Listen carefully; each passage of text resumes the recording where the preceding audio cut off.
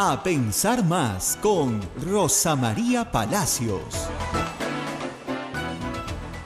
En nuestro sistema jurídico y en cualquier sistema jurídico del mundo, las normas tienen una jerarquía. Había un señor, un austriaco, en el siglo XX, que se llamaba Kelsen. Muy bien.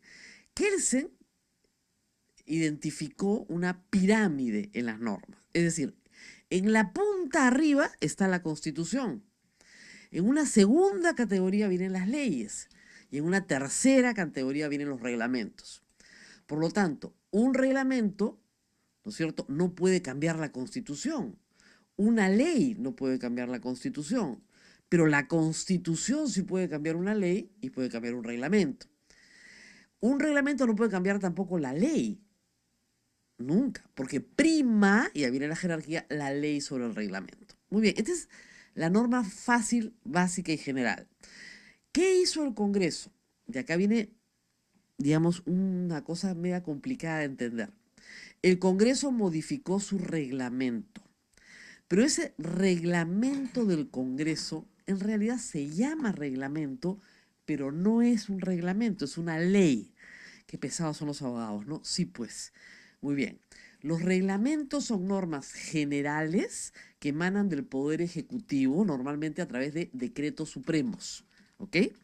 Las leyes emanan del Congreso, a veces del Poder Ejecutivo por decretos legislativos o decretos de urgencia que tienen rango de ley.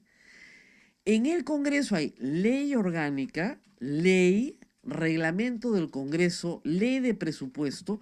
Todas tienen tramitaciones diferentes, pero todas tienen rango de ley. Y los tratados también tienen rango de ley.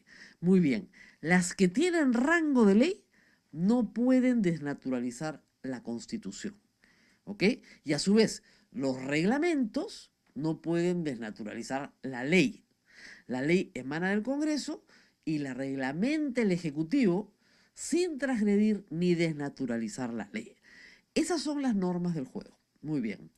Cuando ante un juez se presenta la duda sobre qué norma aplicar, la norma constitucional sobre la legal, el juez tiene por mandato de la ley que aplicar la norma constitucional. ¿Por qué? Porque prima. ¿Cómo se llama eso? Control difuso.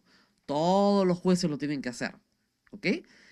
Cuando un grupo de congresistas, un grupo de ciudadanos, el presidente de la República, encuentran que una norma es inconstitucional, una norma con rango de ley, plantean una acción de inconstitucionalidad ante el Tribunal Constitucional y este resuelve.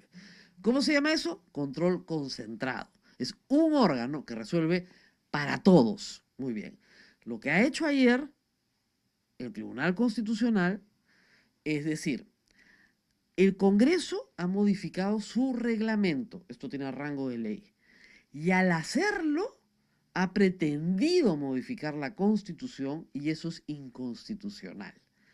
Solo eso ya de frente hace que la modificación sea inconstitucional. Pero además, ya lo leeremos después, el 15 de noviembre se publica la sentencia, además el Congreso no puede decirle al presidente de la República cómo conformar su gabinete. La modificación planteada por Mauricio Mulder el año pasado, dicho sea de paso, esta es la segunda derrota de Mauricio Mulder en apenas un mes, ¿no es cierto? La primera fue la ley Mordaza y ahora esta, y se le dijo desde el primer día que era inconstitucional, ustedes son testigos de cómo he peleado yo acá por esto. Muy bien, la modificación de Mulder, ¿qué hacía? Para ponerlo en una línea, ataba de manos al presidente de la República que ya no podía disolver el Congreso. Así de simple. Muy bien, esa disposición que pretendía que el artículo 133 y 134 de la Constitución, que le permite al presidente disolver el Congreso si le han negado la confianza 2 veces al presidente del Consejo de Ministros, en la práctica no sirviera para nada. Es decir, en primer lugar, el presidente de la República, a través de su presidente del Consejo de Ministros, no podía hacer confianza de ningún mecanismo de control político y de ninguna norma. Entonces yo preguntaba, entonces, ¿de qué va a hacer confianza? Si no puede ir con un proyecto a pelearlo, si no puede decir, por favor, si van a censurar a mi ministro, me censuran a todo mi gabinete. Entonces, si no puede hacer eso, ¿para qué? Michi, es la cuestión de confianza. Lo segundo, si se censuraba su gabinete, tenían que irse todos, porque si no se iban todos, entonces no había habido crisis total del gabinete. ¿Por qué tanta preocupación de que se vayan todos? Porque en el caso del gabinete Zavala no se habían ido todos. Entonces Mauricio Mulder, así en esa mente brillante constitucional, decía, bueno, entonces no ha habido censura del gabinete. Por lo tanto, vamos en cero, no en uno. A eso se dedican, pues. Entonces, evidentemente, claro que hubo censura en el gabinete Zavala, por supuesto que hubo censura, pero modifican el reglamento del Congreso para asegurar su sobrevivencia. Esa es la verdad. Y el Tribunal Constitucional dice, no, señor. Hasta aquí simplemente estaría la información dada, pero tenemos un proceso de referéndum. Y eso es lo que ha causado gran confusión. Miren, en este proceso de referéndum, la cuarta pregunta es la de la bicameralidad. El presidente de la República mandó un proyecto al Congreso para tener dos cámaras, ¿ok? El Congreso modificó ese proyecto en muchos aspectos, pero en algunos que son muy graves, y metió en el proyecto de reforma constitucional lo mismo que había metido, y peor todavía, lo mismo que había metido en el reglamento del Congreso. Porque claro, si se le caía el reglamento del Congreso, ya lo metía de frente en la Constitución. Y lo aprobaron. ¿Cuándo? El 4 de octubre. ¿Sobre qué vamos a votar el 9 de diciembre? Sobre el texto aprobado el 4 de octubre. No hay ninguna modificación. No se puede modificar porque el referéndum se convoca con 60 días de anticipación. El plazo ya está corriendo. Se convoca sobre un texto y una pregunta. La pregunta y el texto ya fueron aprobados. El Congreso no puede decir hoy día, voy a modificar el texto. ¿Por qué? Porque tendríamos que esperar 60 días. Ya no podrían ser las elecciones el 9 de diciembre. Tendrían que ser nuevamente aprobado con 66 votos y esperar 60 días para poderlo votar. La verdad, francamente, que no creo que eso suceda. Estamos ya hoy día 7, ¿no es cierto?, de noviembre. Estamos a un mes de votar el referéndum. No puedes cambiar el texto que ya aprobaste. No puedes. Lo que vamos a, si usted vota sí a la bicameralidad el día del referéndum, está usted votando la modificación hecha a la cuestión de confianza, que es inconstitucional. Y ya se convertiría En constitución. Constitución. ¿Por qué? Reitero, porque esta norma que votaríamos en diciembre no es una norma con rango de ley. ¿Se dan cuenta? Es la misma Constitución. ¿Cómo hacemos para una acción de inconstitucionalidad de la Constitución? Es teóricamente posible, ¿ah? O sea, pueden haber normas en la Constitución que son inconstitucionales. Suena, ya los perdí a la mitad, ¿ya? Pero es técnicamente posible cuando tú haces una reforma de la Constitución y afectas derechos fundamentales, lo que se llama el núcleo duro de la Constitución. El Perú es una república, por ejemplo. Si tú afectas eso en una reforma constitucional y estableces que somos una monarquía, esa norma puede ser inconstitucional y puede ser debatida en el Tribunal Constitucional.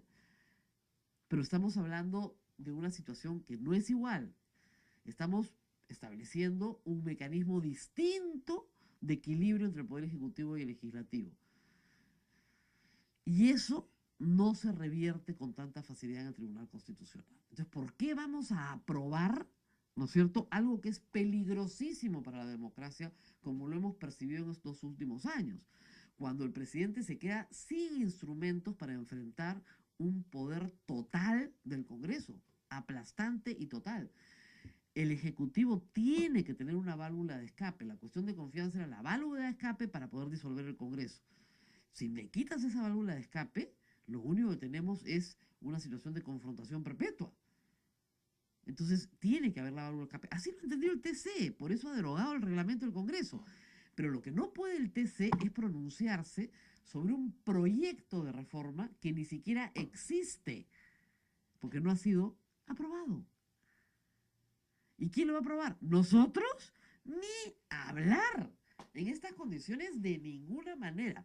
Qué pena que nos quedamos sin bicameralidad. Yo estoy a favor de la bicameralidad, pero si hacen trampa en el Congreso, no esperen que los apoyemos, pues.